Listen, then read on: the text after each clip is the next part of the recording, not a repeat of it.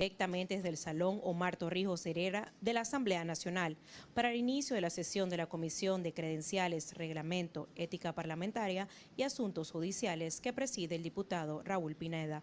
Recordándoles que esta es una transmisión en vivo por nuestro canal de YouTube, Asamblea Nacional PA. Para hoy se tiene en agenda la discusión de la consideración, revisión, estudio, trabajo y discusión de carpetillas penales 288, 291, 294, 295, 296. Y para dar inicio a esta sesión lo dejamos con el presidente de la comisión, el diputado Raúl Pineda. Muy buenos días, honorables colegas, miembros de la prensa, personal de la Asamblea Legislativa. Damos inicio a la sesión especial judicial de la Comisión de Credenciales, Reglamento y Ética Parlamentario y Asuntos Judiciales. Martes 10 de octubre del 2023, Salón Omar Torrijos Herrera, ubicado en el Palacio Justo Arosemana, siendo las 9 de la mañana. Señor secretario, sírvase leer el orden del día. Gracias, presidente. Muy buenos días, respetados colegas. Orden del día de la sesión especial judicial de la Comisión de Credenciales, Reglamento, Ética Parlamentaria y Asuntos Judiciales. Hoy, martes 10 de octubre del 2023, en el Salón Omar Torrijos Herrera de la bancada del Partido Revolucionario Democrático, ubicada en el Palacio Justo Arosemena.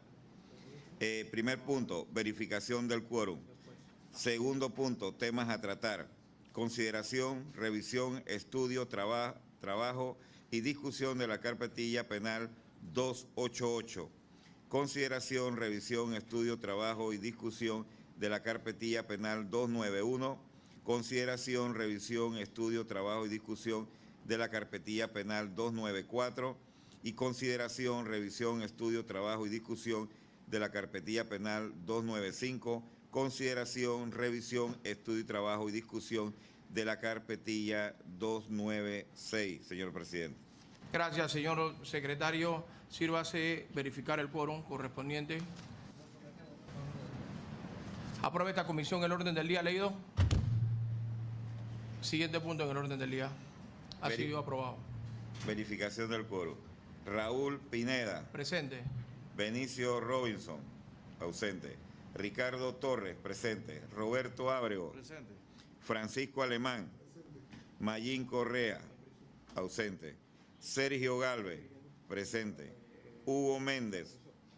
Escribe. Gabriel Silva. Presente. Si hay quórum reglamentario, señor presidente. Escribe, ya te llamo. Declaramos un receso.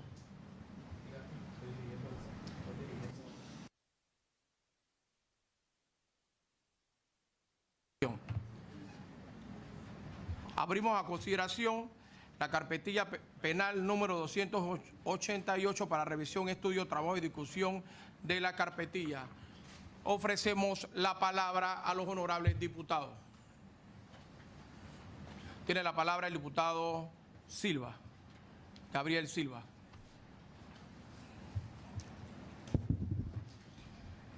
Gracias, presidente. Buenos días, honorables colegas diputados, miembros de la prensa, ciudadanos que nos sintonizan por los diferentes medios de comunicación.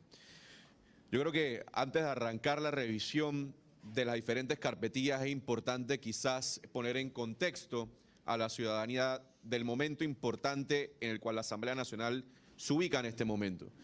Y es que, como muchos saben, la Asamblea Nacional está para legislar, por supuesto, hacer leyes. Eso es lo que todos los días hacemos en las comisiones y en el Pleno también. Pero hay una función quizás menos reconocida, que es la función judicial.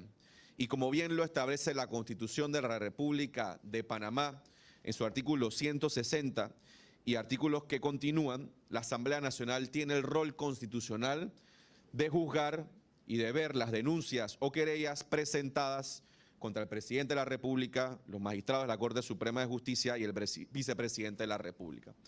Y esto, por supuesto, que no es menor tarea. Aquí estamos hablando de los funcionarios de elección popular de mayor rango o designación también, como son los magistrados de la Corte Suprema de Justicia.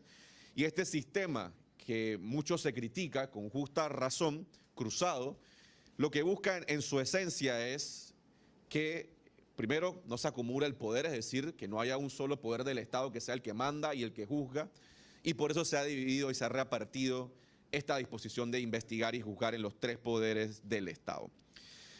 A nosotros se nos ha entregado un cuadro con las denuncias que reposan en la comisión y según entiendo y nos comunicaron a la reunión anterior, existe aquí en la Asamblea Nacional 17, por lo menos 17 denuncias o querellas que tienen que ver con el presidente de la República, vicepresidente o magistrados de la Corte Suprema de Justicia.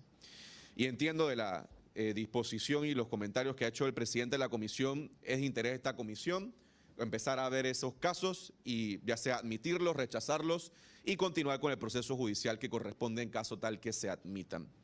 Yo lo primero que quiero mencionar, honorables colegas diputados y ciudadanos que nos sintonizan es, uno, sí tengo que hacer un llamado de atención, y es que lastimosamente muchos de estos casos tienen cientos, si no inclusive algunos llegan hasta más de 1000 días en la comisión de credenciales esperando que se dé discusión. Y yo creo que es importante, y digo, no es su responsabilidad porque usted acaba de llegar a ser presidente de la comisión de credenciales, pero es importante, primero, que cuando lleguen estos casos a la Asamblea Nacional se ventilen lo antes posible. Que no queden guardados, que no queden archivados, que después mágicamente salen y lo que pasa con eso es que luego generan suspicacias de posibles presiones o extorsiones. Entonces es importante hacerle un llamado a la atención a la Comisión de Credenciales y sobre todo a la Asamblea Nacional para que esto no continúe sucediendo. Los casos, en la medida que van entrando, deben ventilarse en orden de llegada. Yo creo que eso es algo bueno que se está haciendo en esta ocasión, y es que los vamos a ver en orden de llegada, lo cual en cierta forma, y es como se maneja el órgano judicial, asegura cierto tipo de objetividad e imparcialidad. Pero sí, por lo menos, por ejemplo, cuando vemos el caso 288, que se fue presentado el 6 de enero del 2021, es un caso que tiene más de 1100 días de estar aquí en la Asamblea Nacional.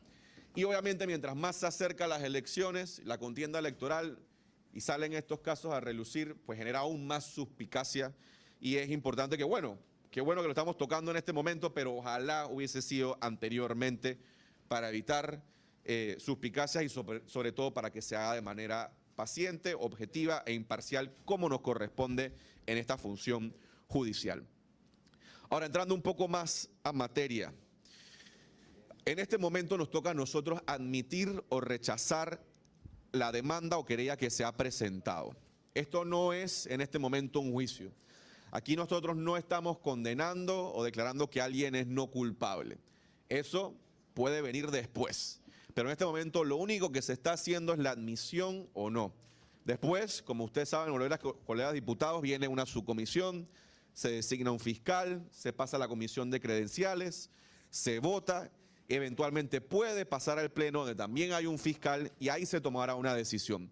Pero esto únicamente es el paso de admisión o no, que no connota, no establece algún tipo de culpabilidad, posible culpabilidad o inocencia en los cargos que se han presentado. Es importante que tengamos eso claro.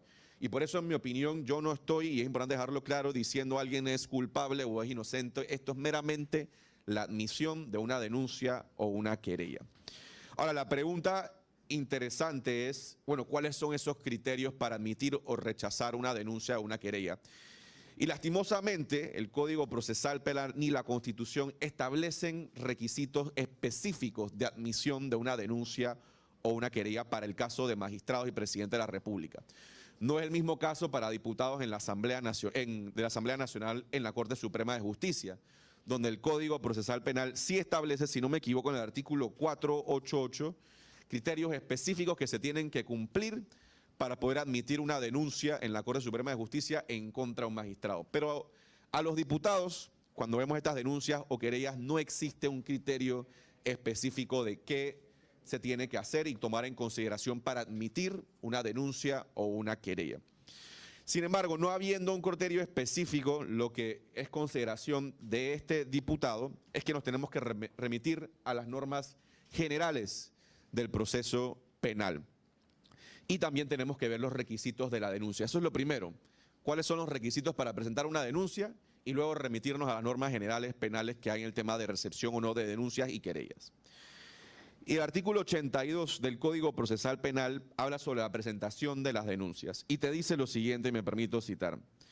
Las denuncias no requieren formalidad o solemnidad alguna y pueden ser anónimas. Se presentarán verbalmente o por escrito. En este último caso, deberán contener, si fuera posible, la relación circunstancial del hecho con indicaciones de quiénes son los autores o partícipes, los afectados, los testigos y cualquier otra información necesaria para la comprobación del hecho y la calificación legal. En caso de denuncia verbal, se levantará un registro en presencia del denunciante, quien lo podrá firmar junto con el funcionario que la reciba, excepto en los casos de denuncia anónima. La denuncia escrita será firmada por el denunciante. En ambos casos, si el denunciante no puede firmar, la hará un tercero a su ruego. Yo creo que queda bastante claro de este artículo 82 del Código Procesal Penal los requisitos de la presentación de la denuncia, no de la admisión, de la presentación de la denuncia. Y es que en verdad no hay formalidad, no hay solemnidad, puede ser hasta anónima, puede ser verbal. Es decir, una denuncia no requiere mayores, valga la redundancia, requisitos, estipulaciones, formalidades para ser presentadas. O sea, yo veo que la denuncia, por lo menos la 288, que estamos revisando en este momento, es una denuncia presentada por escrito, indica el posible delito que se cometió, quién es el denunciado, quién es el denunciante, la conducta atribuida y desarrolla y presenta algún tipo de pruebas. Para mi consideración, este no es el momento para entrar a revisar pruebas, únicamente hay que revisar, primero, se cumple con los requisitos de presentación de la denuncia, y si veo el artículo 82 dice las denuncias no requieren formalidad o solemnidad, pueden ser verbales o hasta anónimas. Así que, para mi criterio, en el caso 288 sí se cumplen con los requisitos básicos de presentación de la denuncia. Pero ahora viene la segunda parte. Ya que se cumplieron esos requisitos de presentación de denuncia, ¿le corresponde o no a esta comisión admitirla o rechazarla? Y nuevamente, no existe en el Código Procesal Penal una estipulación que nos diga estos son los criterios para admitir o estos son los criterios para rechazar. Y hay que entonces entrar a ver la norma penal, los principios del Código Procesal Penal y de ese fundamento, de esos primeros artículos del Código Procesal Penal, pues ver qué se puede recolectar, qué se puede interpretar para tomar una decisión en este caso. Para mí, mi criterio, en adición a que se cumplan los requisitos básicos de presentación de una denuncia, que son bastante sencillos, es importante que también en el caso haya algún tipo de nexo, de conexión, de causa probable, de que la persona puede estar incurriendo en algún tipo de delito. Es importante que la persona que estamos revisando o analizando en este momento, pudo haber la conducta que se está estipulando en el proceso, la carpeta, en la denuncia, sea considerada delito. Si esa conducta es un delito, un posible delito, entonces para mí sí hay la posibilidad de que se tenga que admitir. Es decir, si la conducta que se está estableciendo es potencialmente un delito, para mi criterio sí se debe admitir la denuncia. En este caso en particular estamos frente a la denuncia presentada por Luis Eduardo Camacho Castro y Ricardo Alberto Martinelli contra la magistrada María Eugenia López Arias. Y los delitos, los posibles delitos son el 360, delitos contra los servidores públicos, y el 388, delitos contra la administración de justicia, que me permito citar brevemente. 360, quien con violencia, intimidación o engaño impida, obstaculice o imponga a un servidor público, a la persona que le presta asistencia, la ejecución u omisión, un acto propio del legítimo ejercicio de sus funciones, será sancionado con prisión de 2 a 5 años. La sanción será agravada de la tercera parte a la mitad si el hecho es perpetrado por varias personas o por quien utilice arma o se realice en un proceso judicial. Y el 388 dice: quien utilice la fuerza física, amenaza, intimidación o la promesa, ofrecimiento o concesión de un beneficio a individuo, obstaculice o impide el cumplimiento de las funciones oficiales de un funcionario del organismo de investigación, del órgano judicial o del Ministerio Público encargado de hacer cumplir la ley, será sancionado con prisión de 5 a 10 años. En este caso en particular, por lo menos la tesis presentada por los denunciantes es que el denunciado, la magistrada, presionó dentro del órgano judicial para alterar las fechas de los casos del denunciante, particularmente Ricardo Alberto Martinelli Berrocal, para obtener una sentencia en tiempos acelerados. Esa es principalmente la tesis, y con base a eso, supuestamente se viola el artículo 360 y el 388. Ahora bien, habiendo entendido los denunciantes, cuál es el delito, el denunciado, viendo que cumple con los requisitos básicos de presentar la demanda entro a hacer la otra parte de análisis, que es si realmente puede constituir un delito lo que se dice que cometió el denunciado o querellado. Y yo creo que lo primero es dejar claro lo siguiente. Uno,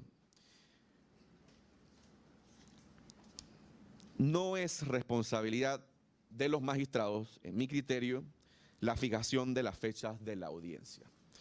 Esta responsabilidad recae sobre el coordinador de la unidad del trámite de la oficina judicial, según el Manual de Guía de Procedimientos de Oficinas Judiciales del Sistema Penal Acusatorio.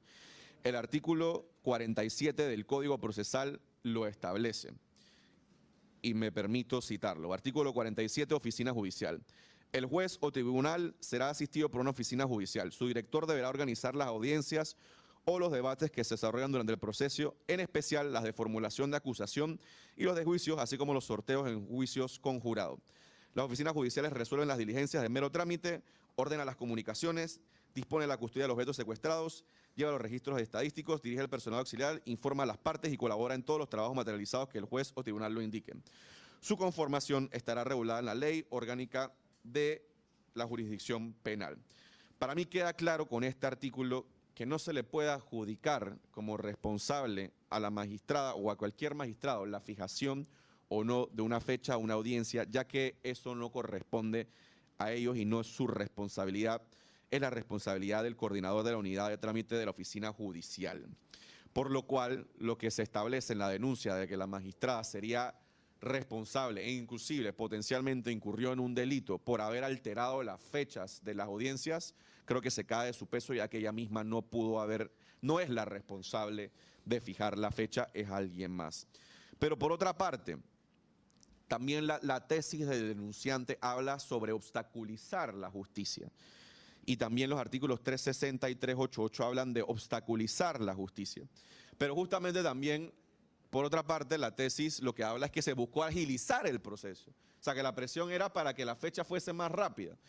Y para mi concepto, eso realmente, si ese fuese el caso, que en verdad se dio esa presión, pues la presión no fue para obstaculizar, no era para que no se llegara a la justicia.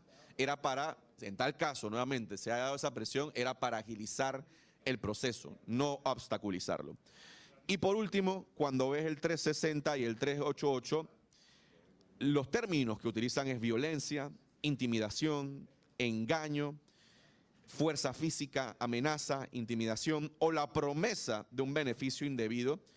Eso es lo que pudiese llevar a obstaculizar la justicia o a la sanción que se establece en ambos artículos. Sin embargo, en la tesis del denunciante o querellado no se hace mención ni a violencia, ni a intimidación, ni a engaño, ni a promesa indebida. Lo que mencionan es presión, pero no menciona lo que dice el 360 y 388, que son, reitero, fuerza física, amenaza, intimidación o promesa de algo indebido. Ese artículo no menciona presión y realmente lo que menciona la denuncia es presión.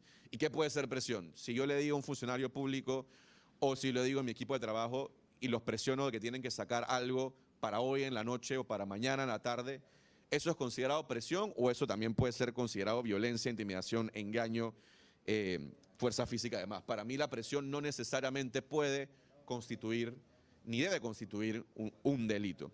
Entonces, considerando esto, yo concluyo, honorables colegas diputados, estableciendo que si bien esta denuncia cumple con los requisitos básicos de presentación de denuncia, que son meramente sencillos, simples, sin ningún tipo de parafernalia ni solemnidad, no ubico en esta denuncia la posibilidad de que el denunciado haya cometido algún delito, ya que uno, el denunciante no es el que toma la decisión que supuestamente incurre en delito, y dos, aún así haya tomado esa decisión, no me parece que constituye delito porque no va de acuerdo a lo establecido en el artículo 380 y 388 del Código Procesal Penal, por lo cual es mi consideración de que no es viable la admisión.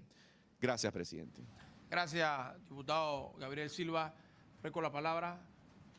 Tiene la palabra el diputado Roberto Ábrego.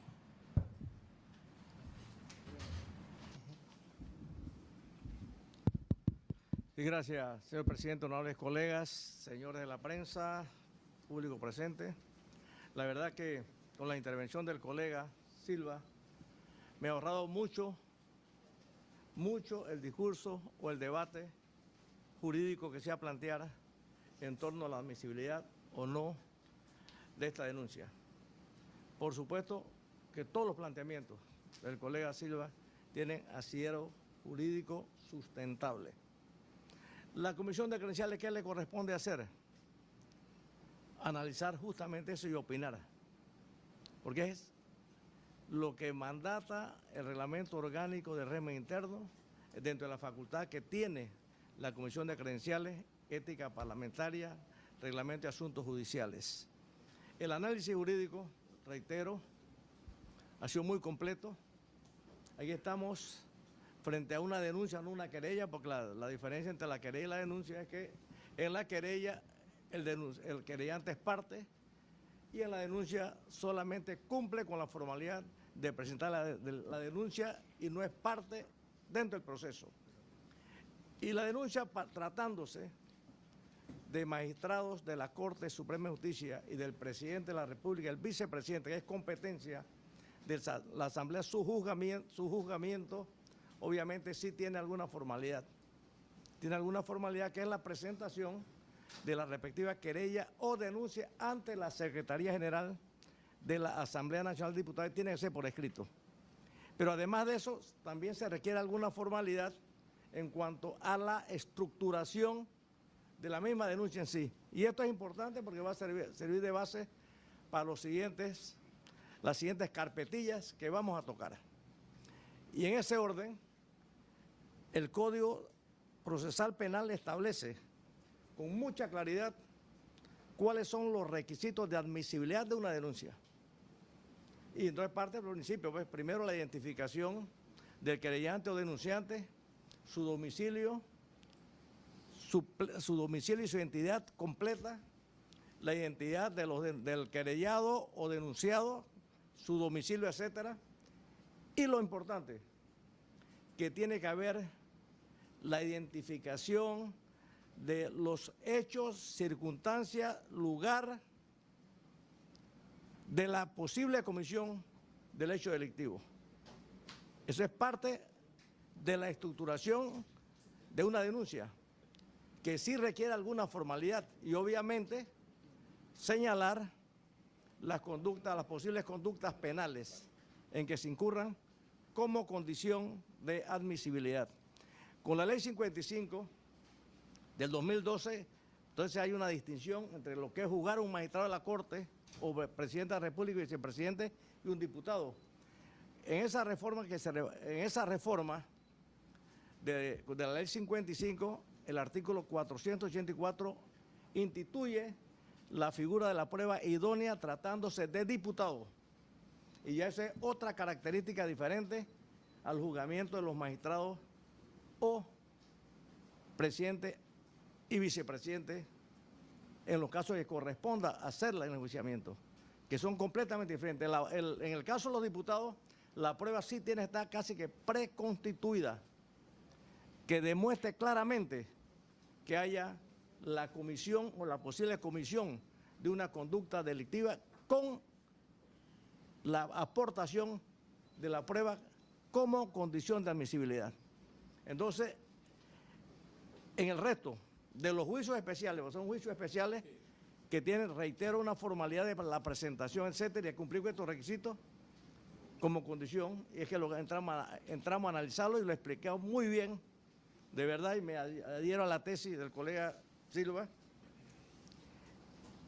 que examinándolo rápidamente, la estructuración de esta denuncia no se compadece con la posibilidad de encuadrarla en una conducta delictiva, porque ni siquiera se hace alusión a testigos anónimos, a un tal X nombre, sin hacer una referencia directa al hecho que se le imputa frente a la norma penal aplicable.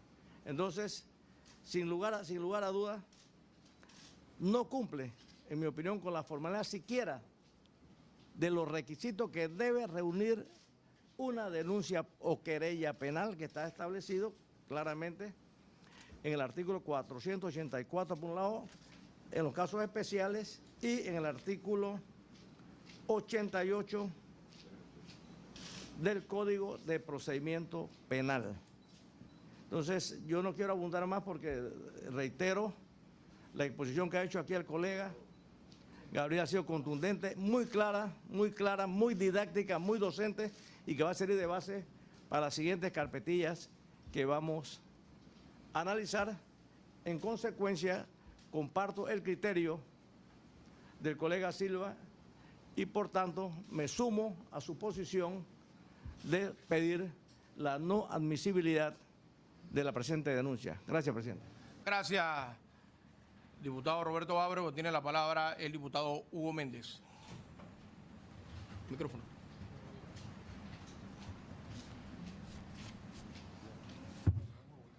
Sí, vamos a votar después de... Sí, gracias. Buenos días, señor presidente, colegas diputados, miembros de la Comisión de Credenciales, Reglamento, Ética Parlamentaria y Asuntos Judiciales.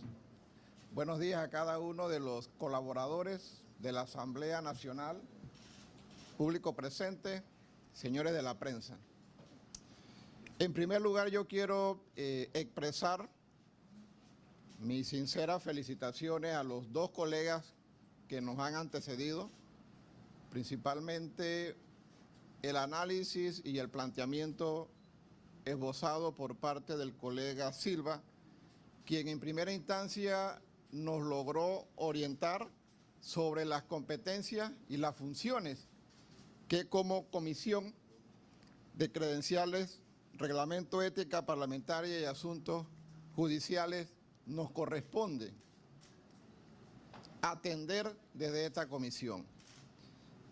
De igual forma, explicar claramente cuáles son los elementos a los cuales nosotros nos debemos de abocar en torno a estas denuncias que en este momento vamos a atender. Yo quiero solamente expresar y hacer referencia a dos temas en particular. El primero, que coincido con el diputado Silva en el hecho de que no se justifica que en este momento existan aproximadamente 17 carpetillas o demandas que por X o Y motivo no fueron discutidas. Yo comprendo de que esta es una comisión que tiene un arduo trabajo, que le corresponde atender temas importantes, pero aquí hay demandas o denuncias que tienen más de 1000 días.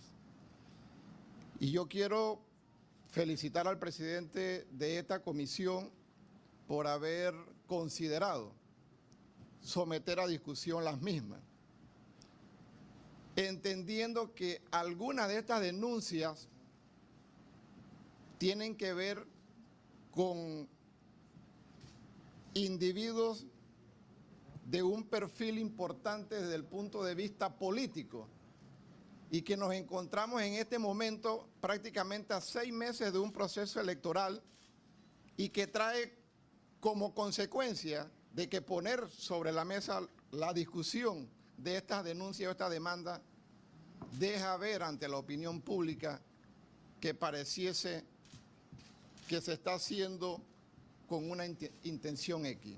Pero quienes estamos aquí sabemos que lo vamos a hacer porque es la labor y el papel que nos corresponde como parte de esta comisión. Yo solamente espero, y sé que así va a ser, señor presidente, que esta comisión va a poder atender cada una de estas denuncias que existen en este momento y cualquier otra demanda que surja en lo sucesivo la podamos discutir y atender de manera rápida y expedita para evitar cualquier tipo de suspicacia ante la opinión pública. Yo coincido con los planteamientos hechos por parte del diputado Silva. Tuve la oportunidad con mi equipo legal de hacer una revisión bastante exhaustiva sobre estos procesos, estas demandas, y ellos me hicieron referencia prácticamente en la misma dirección en la cual el diputado hizo su planteamiento en el día de hoy, motivo por el cual yo coincido también de que no existen los elementos necesarios para que esta comisión admita dicha demanda. Gracias, presidente. Gracias, diputado Hugo. No viene otro orador. Quisiéramos hacer unas consideraciones. Y qué bueno que la prensa esté presente en esta comisión judicial, porque cuando llegamos a la comisión recibimos 14 denuncias. En este periodo de junio, este periodo que llevamos 3 denuncias más. Responsablemente nos reunimos la semana pasada en una reunión de trabajo con la comisión para aplicar una metodología que fuera transparente y que tuvieran cada uno de los diputados y diputadas las herramientas necesarias para tener un criterio judicial. Eso es lo primero. En este tema en específico, que es la denuncia o la carpetilla número 288, para que el pueblo panameño lo pueda entender claramente, que tiene que ver una denuncia que le ponen a la presidenta de la Corte Suprema de Justicia de que hubo o hay irregularidades administrativas en la elaboración de la agenda de la audiencia judicial. O sea que la presidenta de la Corte tiene que ver en el movimiento de fechas de audiencia. Y yo tengo que reconocer que la exposición magistral que hace el diputado Silva en este expediente y el diputado Ábrego dejan clara la función administrativa judicial de la Corte. Finalmente, esta comisión debe indicar que es un hecho público y conocido que el nuevo modelo de justicia penal de la Corte, del corte acusatorio y oral adoptada por la República de Panamá mediante la Ley 63 del 2008, se atiende a un principio de separación de funciones judiciales y administrativas, donde los jueces y magistrados atienden la función jurisdiccional mediante audiencia, actos orales que son agendados y comunicados, ¿por quién? Por el ente denominado Oficina Judicial de Cuerpo de Auxiliares, que lo compone según el precitado artículo 47 y no por el juez y magistrado. Eso me llama a mí a coincidir de que esta denuncia sin ningún fundamento, porque puede cumplir con el requisito de presentación de la denuncia, porque la presentación de la denuncia es sumamente simple, pero cuando vamos al fondo de la denuncia, claramente se ve y ha quedado demostrado que no cumple, porque no son las funciones de los magistrados ni de los jueces, en este caso la presidenta de la Corte. Entonces nuestra opinión de esta curul en este proceso judicial es de archivar tal carpetilla. Dicho esto, queremos llamar y pasar al periodo de votación. Considera esta comisión que se archive la carpetilla penal número 288, que llevó para consideración, revisión, estudio y discusión de esta honorable comisión. Ha sido unánime la votación para el archivo de la carpetilla 288. Siguiente punto en el orden del día, señor secretario. Gracias, señor presidente. Siguiente punto. Consideración, revisión, estudio y discusión de la carpetilla penal 291. Ofrezco la palabra. Anuncio que tiene la palabra el diputado Gabriel Silva. Perdón.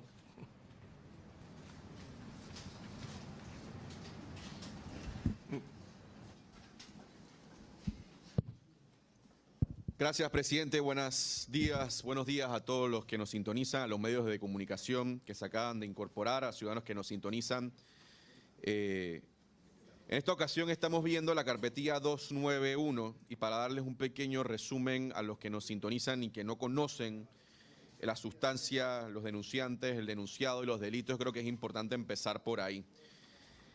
La carpetilla 291, en donde el denunciante en este caso es querellante, es una querella, es el licenciado Donicio Rodríguez Rodríguez, en nombre y representación del señor Luis Eduardo Garcés Tapia. Esto es una fecha de presentación, fue en el 2021. El querellado, los magistrados de la Sala Segunda de lo Penal de la Corte Suprema de Justicia, José Eduardo Ayú Prado, Maribel Cornejo Batista y María Eugenia López Arias. El delito, supuesto delito contra la administración pública en la modalidad de abuso de autoridad y extralimitación de funciones y por el posible delito de colusión por fraude procesal. Y la conducta atribuida. Se establece, o en resumen, los magistrados firmaron una sentencia condenatoria en contra de Luis Eduardo Garcés, luego de haber resultado absuelto en primera y segunda instancia.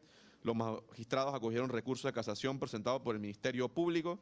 Sin embargo, lo que alega el querellante es que no se le notificó a Luis Eduardo Garcés Tapia de la audiencia, no se le envió citación, no tuvo representación porque no se le avisó de cuándo se iba a dar dicha audiencia. Ya en el caso anterior, pues igual que con los colegas diputados, comentamos un poco sobre los criterios de admisión o no de denuncias en esta comisión y también de querellas. Y como vieron y como se explicó, y creo que todos coincidimos, la presentación de la denuncia es un trámite relativamente simple y sencillo. La pregunta está entonces en los criterios de admisión o no de la denuncia, ya que no existe un artículo específico, una disposición específica que lo desarrolle. Por lo cual hay que ir a las normas procesales y garantías procesales básicas del Código Procesal Penal. Sin embargo, en este caso no estamos frente a una denuncia, estamos frente a una querella, que es un proceso similar pero también es distinto. Y es importante entonces empezar por ver los requisitos de la presentación de la querella y luego ver si hay requisitos de admisión o no de las querellas.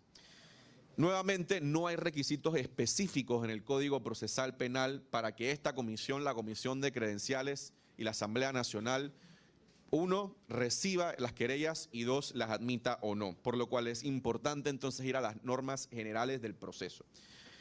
En el artículo 88 del Código Procesal Penal se establecen los requisitos para presentar, esto no es admitir, para presentar una querella. Escrito de querella.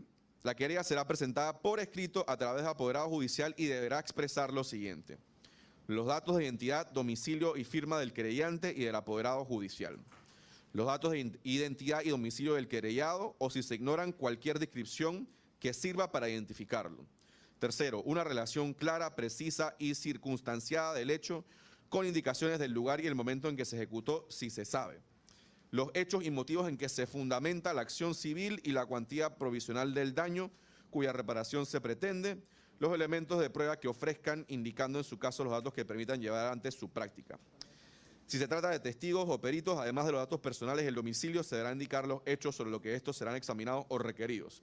La presentación deberá acompañarse con una copia del escrito para cada querellado. Creo que es evidente que cuando comparamos el artículo 8.8, que es el de los requisitos de presentar la querella, con el artículo 8.2 de los requisitos de presentar la denuncia, pues la querella es un poco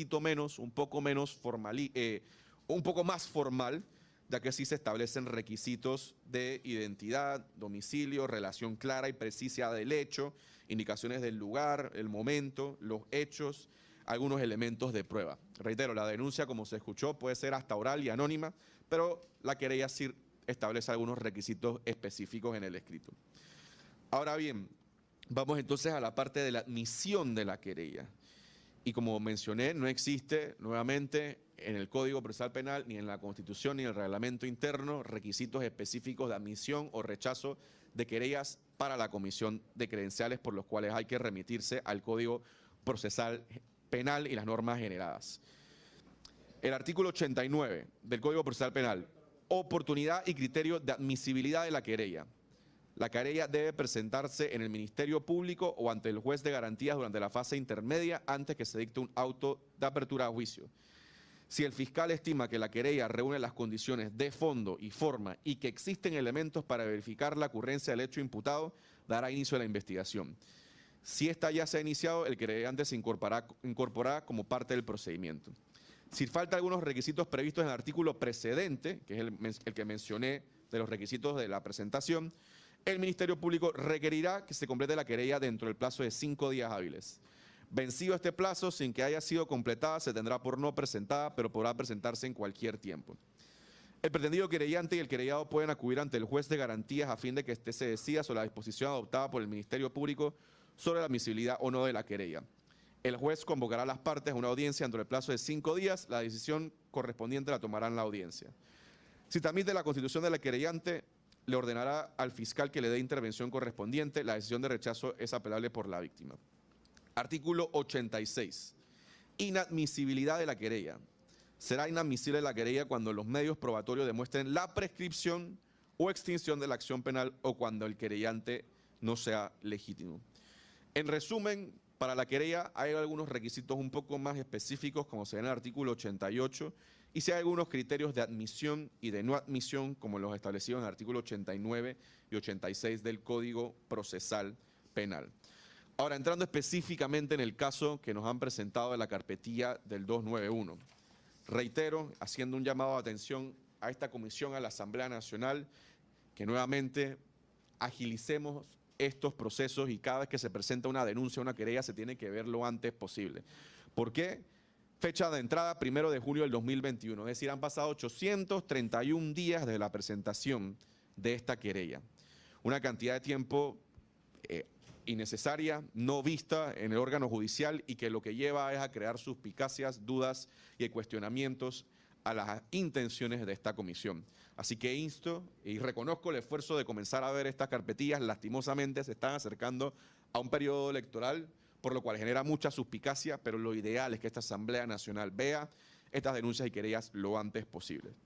Los querellados son el magistrado José Ayú Prado, Maribel Cornejo y María Eugenia López. De salida, hay que reconocer que el magistrado José Ayú Prado ya no es magistrado y la Asamblea no es competente para investigar a José Ayú Prado, sino la justicia ordinaria, al no ostentar actualmente el cargo de magistrado de la Corte Suprema de Justicia.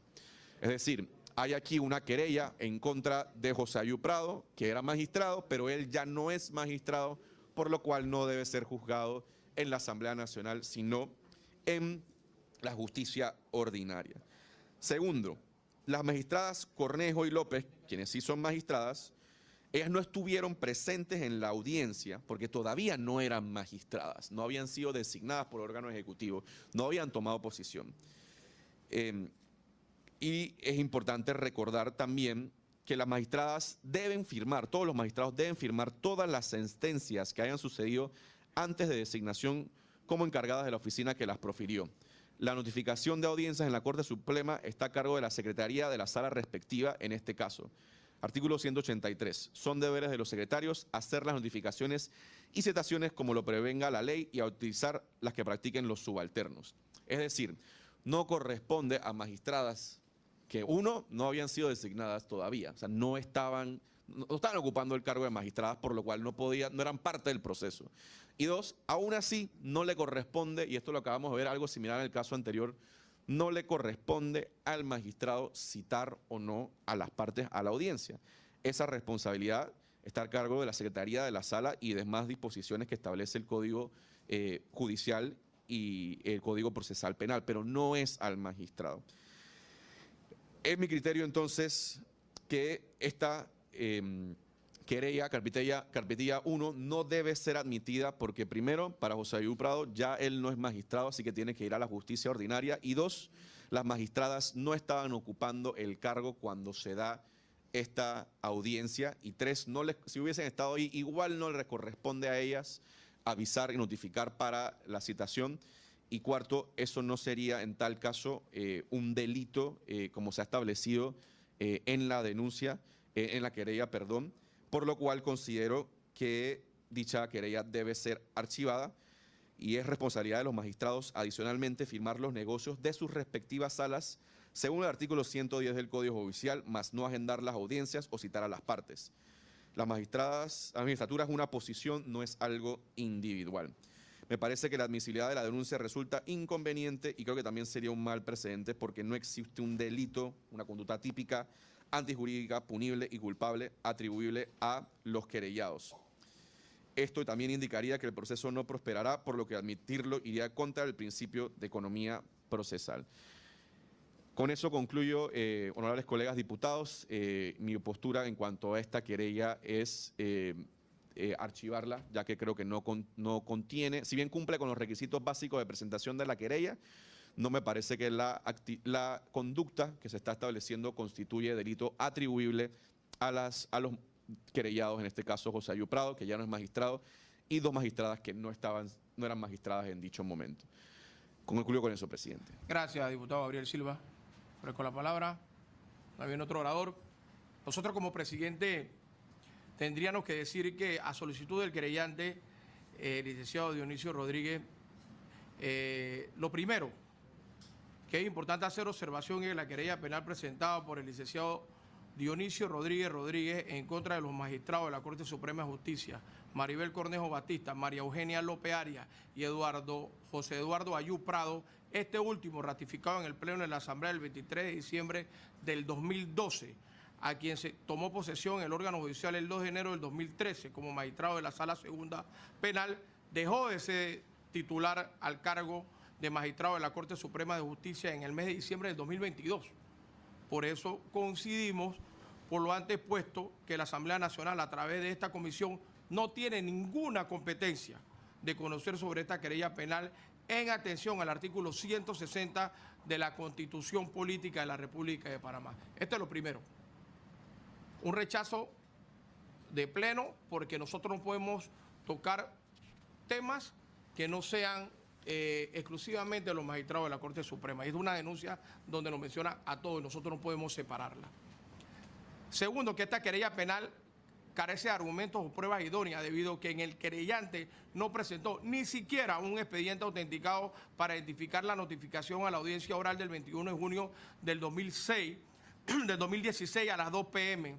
El señor Luis Eduardo Garcés Tapia solo presentó copias de la sentencia emitida por la Sala de lo Penal, de cuyo contenido no puede ser inferido del hecho constitutivo de la querella que se presunta falta de notificación.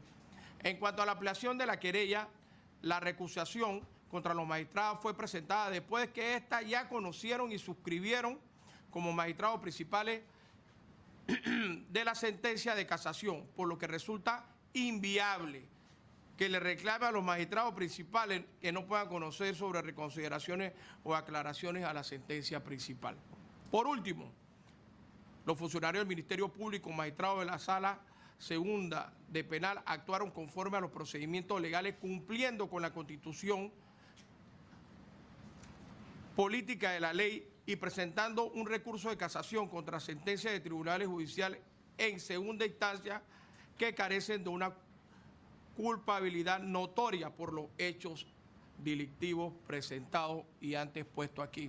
Así que la opinión de esta curul y de la presidencia de la comisión es archivar el expediente.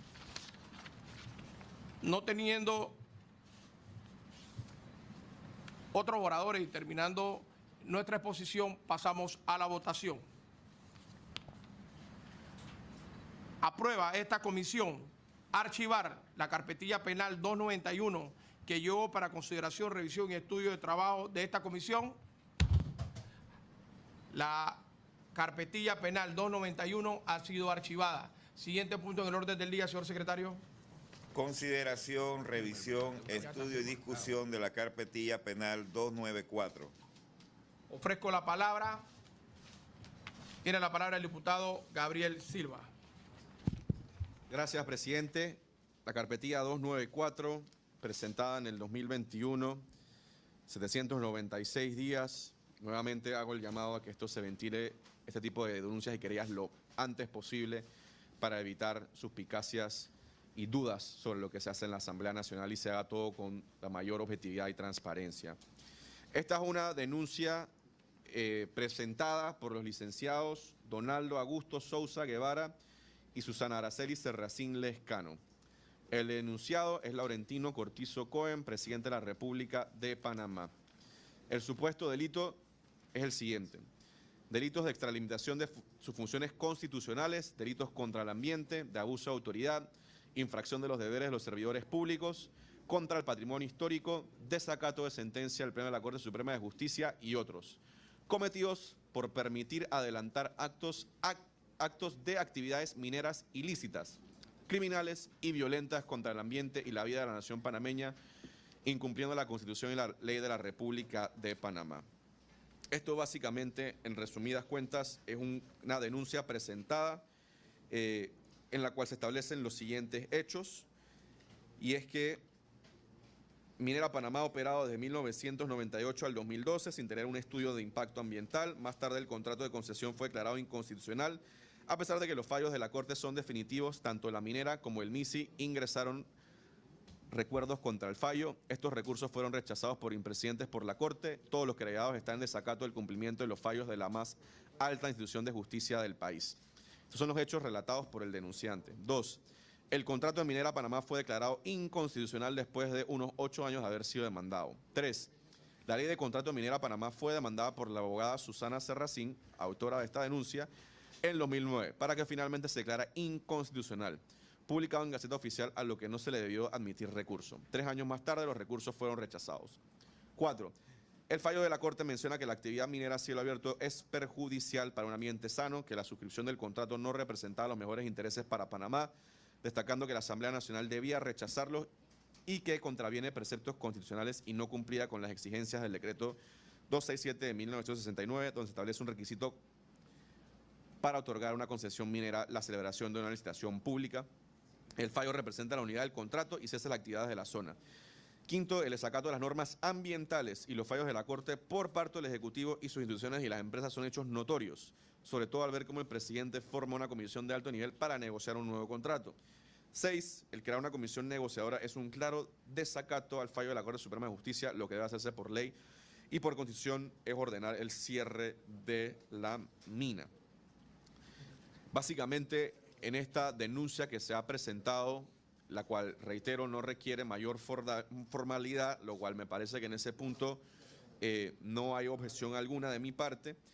Sin embargo, la denuncia trata sobre la posibilidad de la comisión de varios delitos ambientales contra patrimonio histórico, abuso de autoridad, infracción de los deberes de los servidores públicos contra el presidente Cortizo por autorizar la renegociación del contrato minero y por los posibles impactos ambientales negativos que se han hecho en la mina.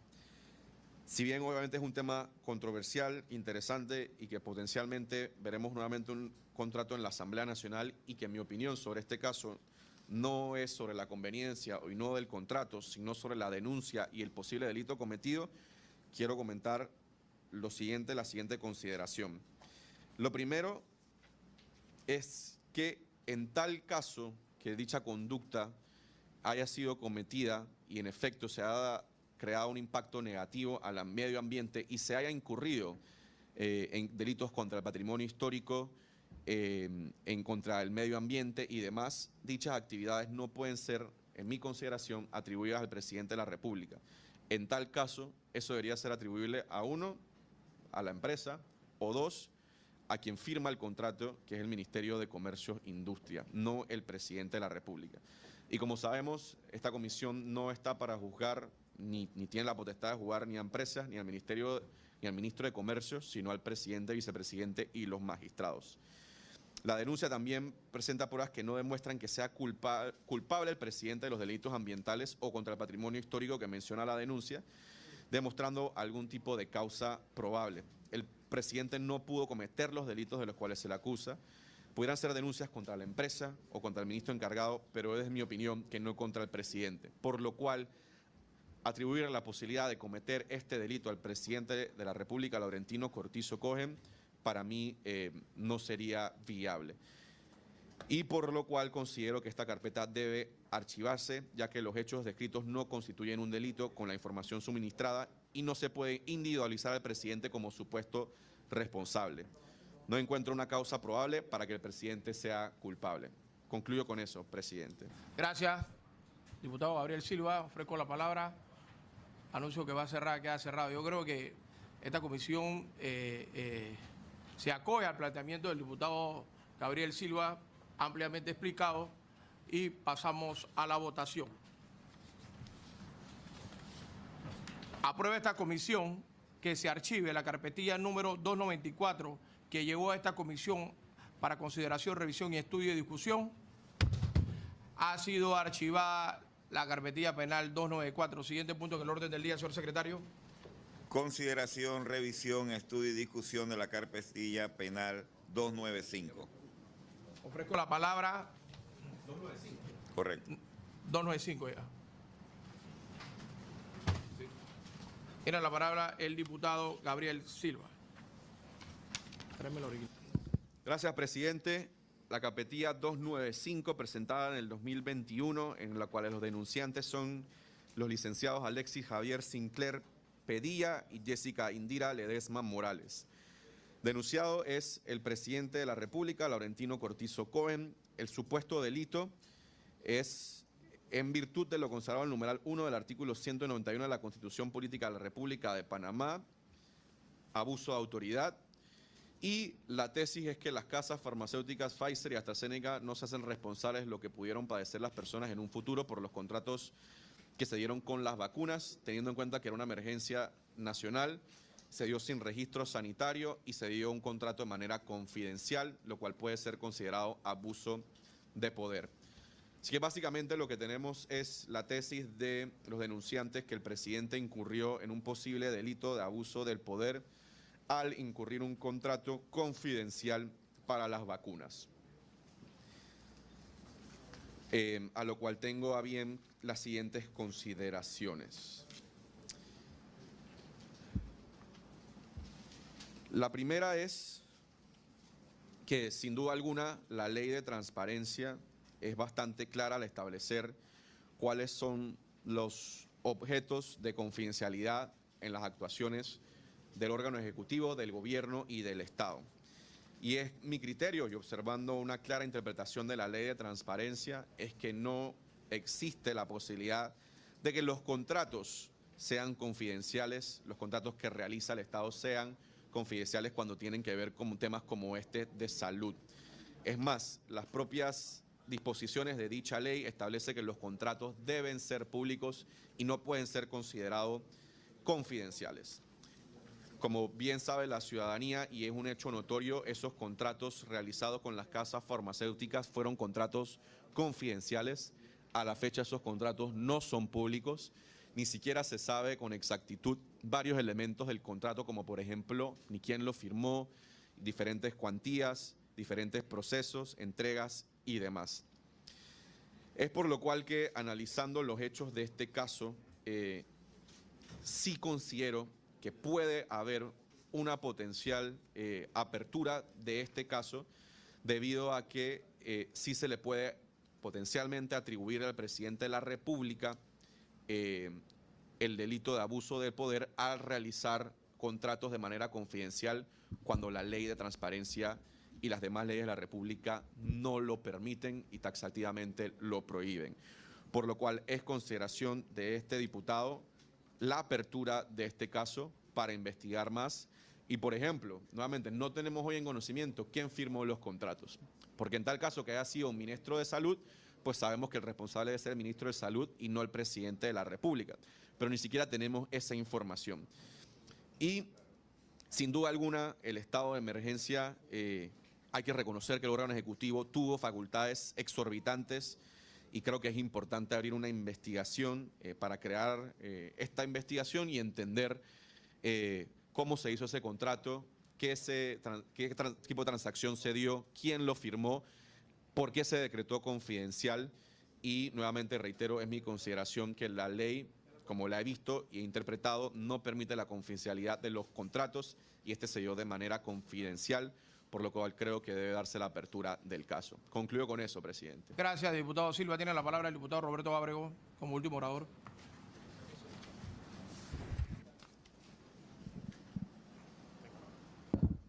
Gracias, presidente. Honorables colegas, yo voy a ser muy breve porque el tema es de la confidencialidad o no. Ese es el argumento para hablar de tramitación de funciones del presidente de la República. En primer lugar, en efecto, sí es confidencial. Hay contratos que son confidenciales. y tratándose temas experimentales, todas las empresas farmacéuticas de cualquier naturaleza que impliquen tecnología especiales y de conocimiento exclusivo contienen las cláusulas de confidencialidad. Pero más allá de eso, ya la Corte se pronunció en un fallo y dijo que podía ser en efecto confidencial porque ya fue demandado a la Corte.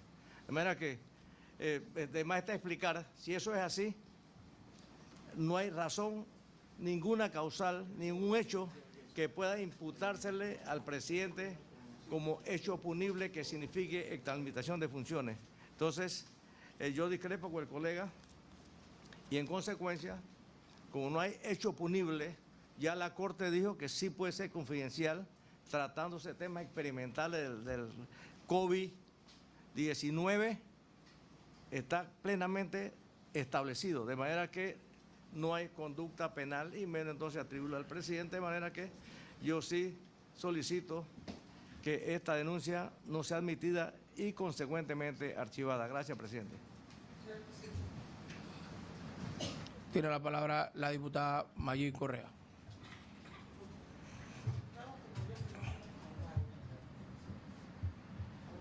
Que tenemos en nuestra planilla abogados, porque aquí hacemos leyes y los abogados son los que conocen las leyes.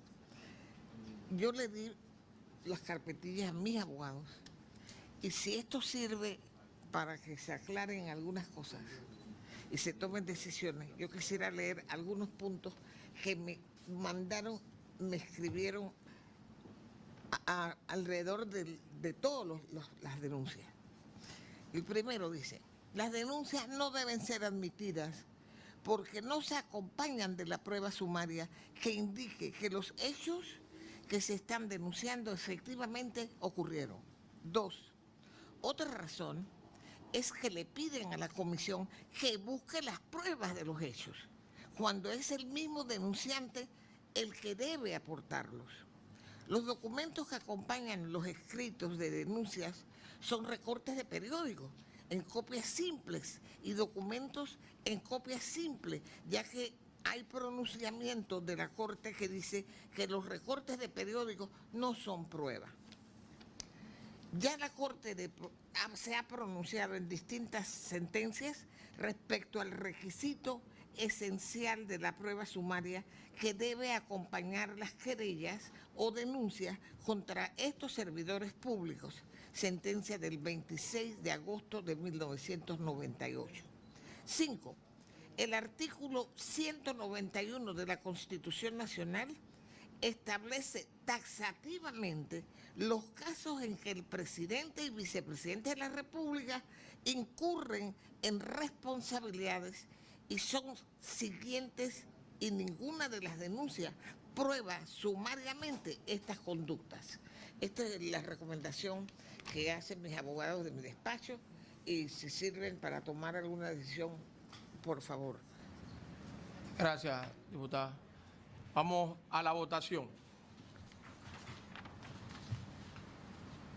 Los que estén a favor que se archive la carpetilla penal 295, que levanten la mano.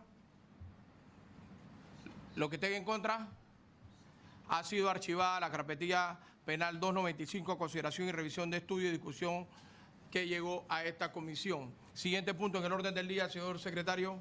Último punto, consideración, revisión, estudio y discusión de la carpetilla 296. Ofrezco la palabra, tiene la palabra el diputado Gabriel Silva.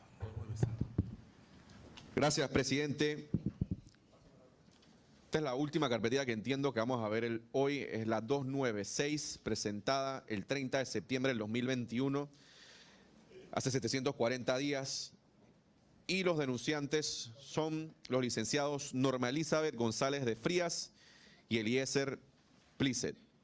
Denunciada la magistrada María Eugenia López Arias, presidenta de la Corte Suprema de Justicia. ¿Cuál es el delito? Supuesto delito contra la administración pública en modalidad de peculado en perjuicio del Estado. Delito tipificado en el título X10, capítulo 1, artículo 341 del Código Penal vigente.